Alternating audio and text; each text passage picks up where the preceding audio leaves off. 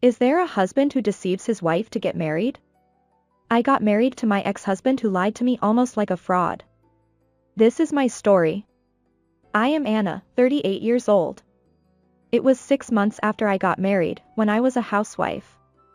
Until I got married, I was working hard full-time. I had enough income to live on my own and I was busy working. I found myself over 35 years old with no time to spend the money I earned.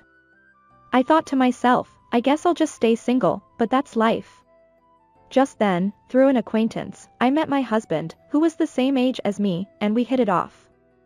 After 6 months of dating, we got married. My parents had never expected me to get married, and they were very happy. Neither my husband nor I wanted a wedding, so we registered our marriage and made a brief report to our relatives. We started our married life as it was. People around us might think it was not enough, but my husband and I were satisfied. We had found a partner who would walk with us for the rest of our lives. That alone was enough. After we got married, I quit my job at my husband's request. My husband was the type of person who wanted his wife to focus on the house after marriage. I think this was partly because my husband was a hard worker. My parents both worked. So when I came home, there was no one to greet me. That's why I want you to stay home as much as possible. He asked me to stay home as much as possible. But I had a question. But would your parents understand? Would my parents-in-law, who both worked, understand a stay-at-home mom?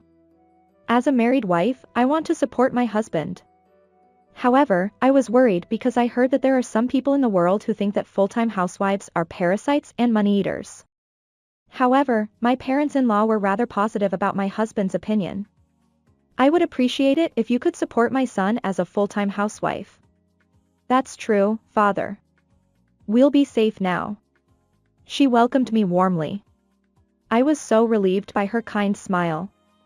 At the time, I had no way of knowing what they had in mind. After I joined the family, I quit my job. I have no regrets about the job I have had for nearly 15 years since graduating from college. I had made up my mind to live for my husband from now on. A short time after the marriage, my husband was confronted by his father-in-law. Are you guys interested in building a house? What's going on all of a sudden, Dad? Actually, my father-in-law had inherited the land from his own father, who had passed away. However, he did not use it for anything and left it unattended for a long time. So, he asked us to build a house when we got married. He said we can save the cost of the land. We can save money on the land, and if it's just a building, the loan won't be that difficult. My husband nodded at his father's words. I guess that's true. A house, huh? I'm the head of the family now that I'm married. Saying such things, he was eager to talk about his father's story. He said he would take it home and think about it, and we decided to discuss it again as a couple. I am a stay-at-home wife and have no income right now. My husband's salary is not very high. We barely make enough money to live on. But if we don't have to pay for the land, we might be able to pay the mortgage. Besides, I have a good amount of savings from my 15 years of work. Then I made a suggestion. If you want, why don't you put down a larger down payment? Isn't that better than taking out a big loan? But my husband looked at me with difficulty. Even if you say so, where are you going to get that down payment? I don't have any savings, and I can't rely on my parents that much. You don't have any savings, even though you've been working for them for over 15 years? No, I don't have any. How am I supposed to save money on my salary? I sigh as I realize that my husband is not so arrogant about it. I wonder if he has a strange sense of money. I thought he was a sensible person before we got married. I felt I had to talk to my husband and confront him with the reality. You know, let's think a little bit about our finances. I'm not working right now.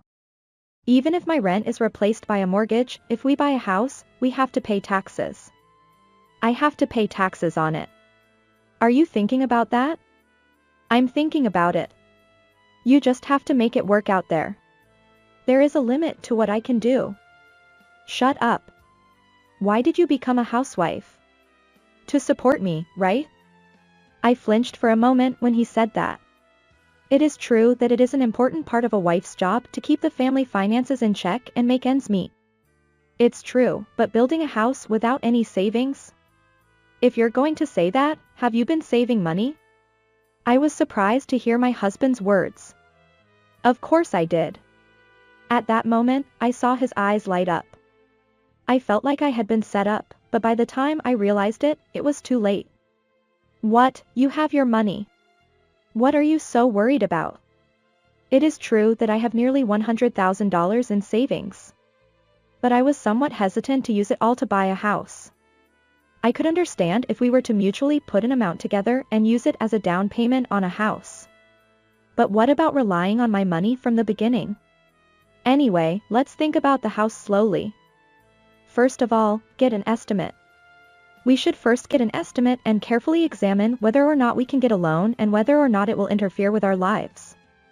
What kind of carefree talk is this? If you have the money, you should build it as soon as possible, right? Don't you trust me? My husband said to me, and I couldn't help but stop talking. I am now distrustful of my husband. We had become husband and wife by trusting each other, but am I doubting him? I felt a little embarrassed to be reminded of this. I am sorry. Just understand. Anyway, you leave the house to me and my father, okay? I could only nod in agreement. And so things proceeded without any input from me in the construction of the house. The most surprising thing was the location of the house. It was right next to my parents-in-law's house. It was true that the lot next to my parents-in-law's house had always been vacant. But I had no idea that it was my father-in-law's land. I could not hide my surprise. I should have told them from the beginning that I did not want to live with my parents-in-law or in the neighborhood next door. I should have also made sure of the location.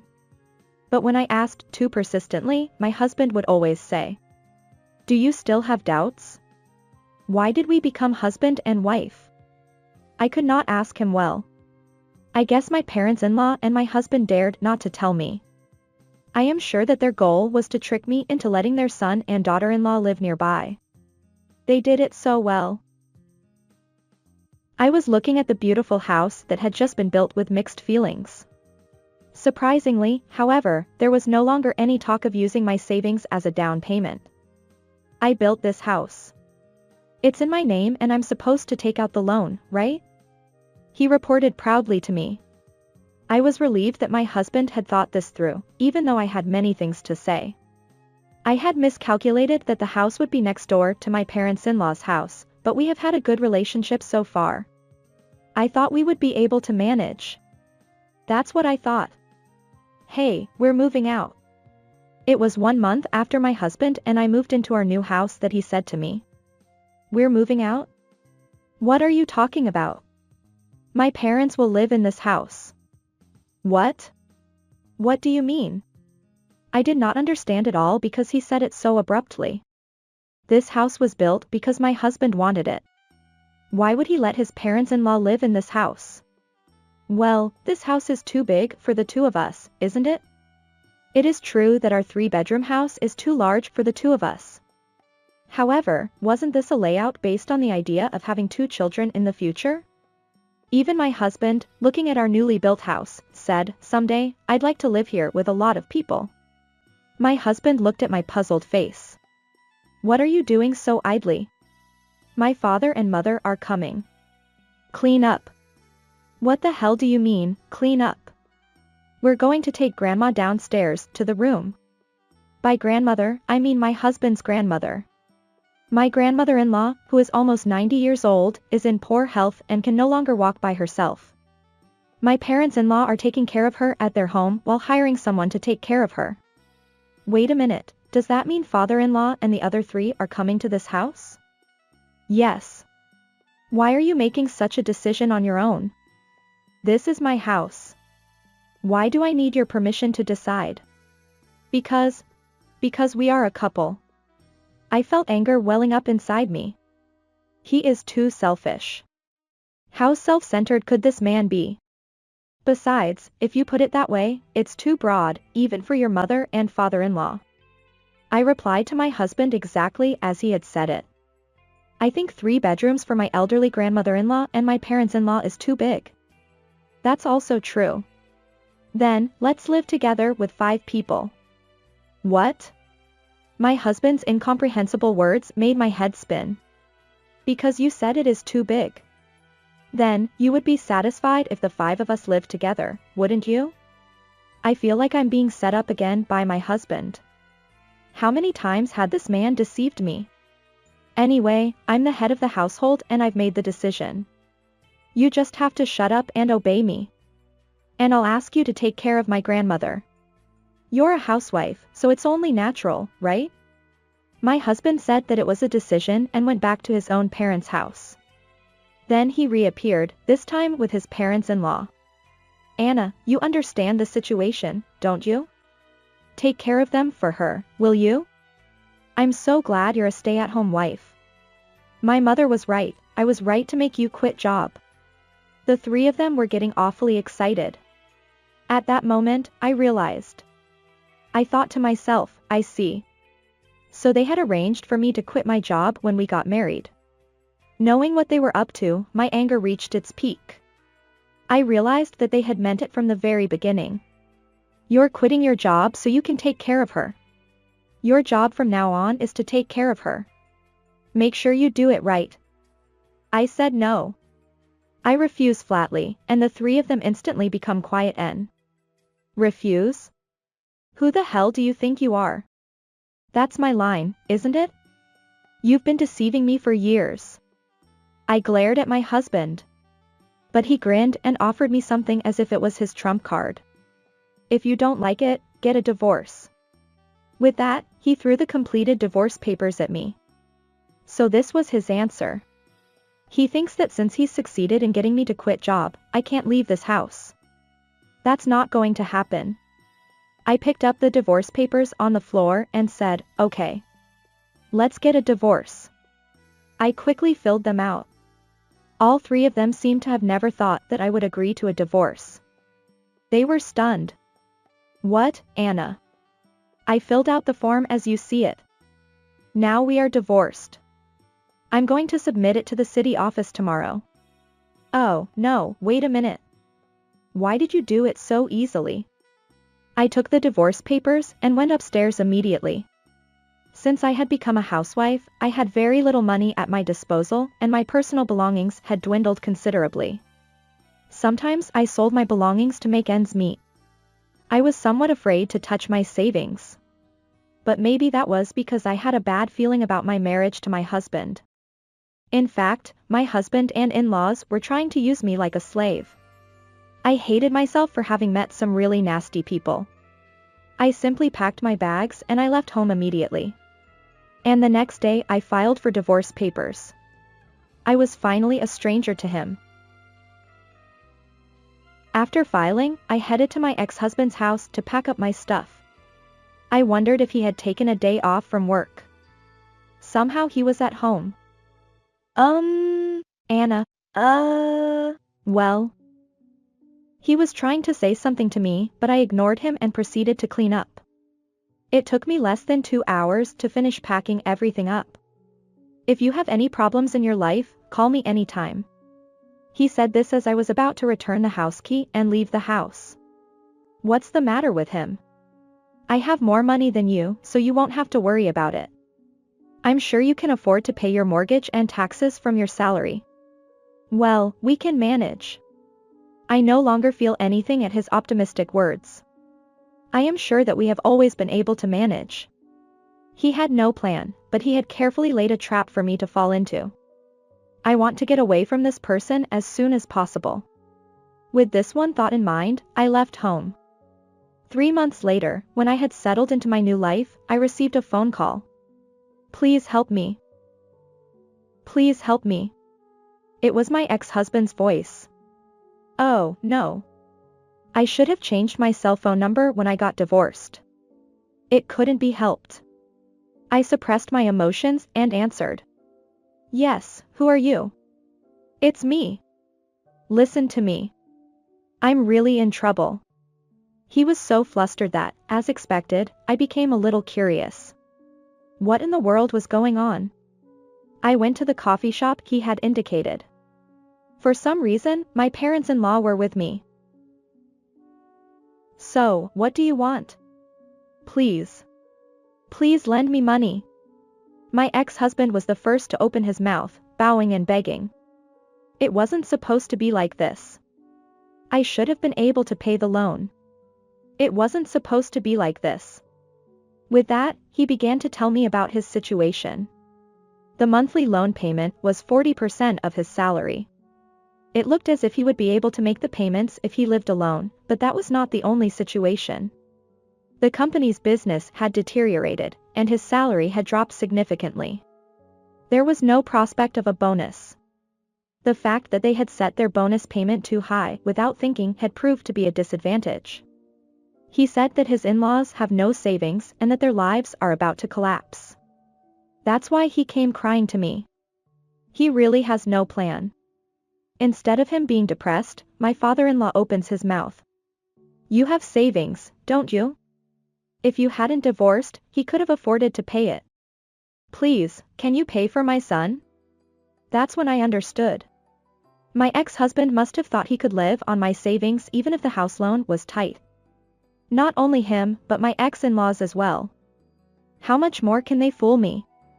I was convinced that I did not need to be afraid of them anymore.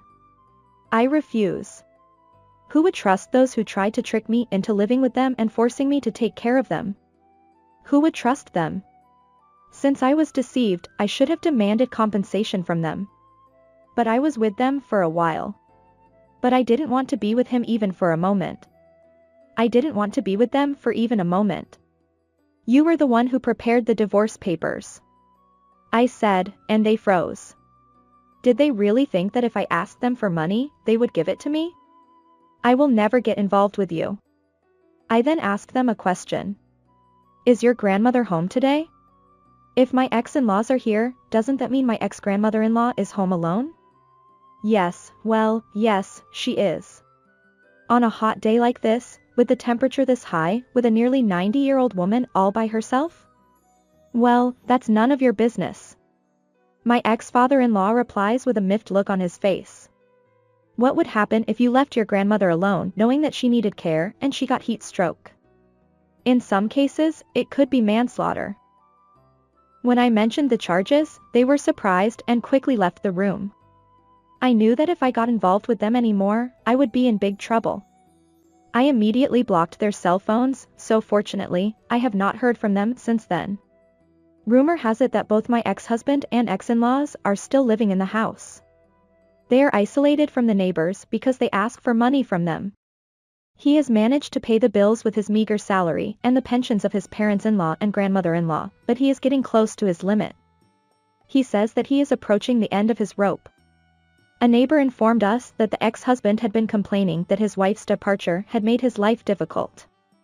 I, on the other hand, have since returned to work.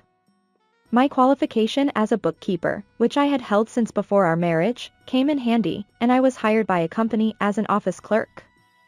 It was not a full-time job, but considering my age, I guess it was inevitable. The salary was not a problem for living alone, and I had enough money in savings. It was a good thing that I had saved properly before getting married. Anna, you are always very polite and helpful in your work. Thank you.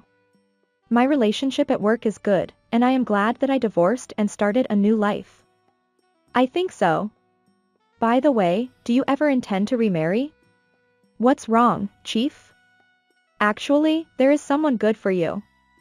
I braced myself for the unexpected offer of an arranged marriage. What did you think of this story? Please subscribe to our channel. See you in the next video.